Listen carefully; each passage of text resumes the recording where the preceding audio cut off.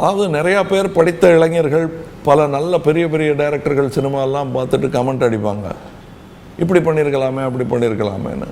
ஆனால் அவர்களெல்லாம் கூட்டி கொண்டு வந்து உட்கார வச்சு எங்கே பண்ணுங்கடா பார்க்கலான்னு சொன்னால் சொதிப்பிடுவாங்க.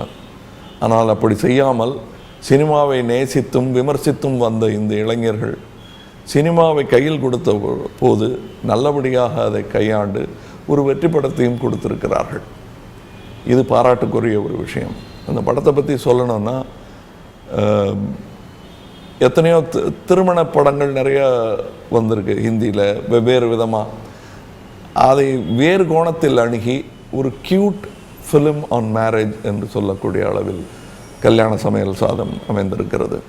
இல்லை, எனக்கு ஒரு பயம், இந்த படம் வெற்றி அடைய வேண்டிய முக்கியம் என்னென்னா, நீங்கள் தான் சார் எங்களுக்கு இன்ஸ்பிரேஷன் சொல்லிக்கிட்டே இருக்காங்க. அதனால் இந்த படம் நல்லா வரணும்னு நானே கூட பதட்டத்துடன் எதிர்பார்த்து கொண்டிருந்தேன். அந்த பதட்டம் இல்லாமல் செய்து விட்டார் இயக்குனரும் தயாரிப்பாளரும் எழுத்தாளர்களும். வாழ்த்துக்கள். அடுத்த படம் இதையும் விட சிறப்பாக அமைய வேண்டும் என்று வாழ்த்துக்கள். வணக்கம்.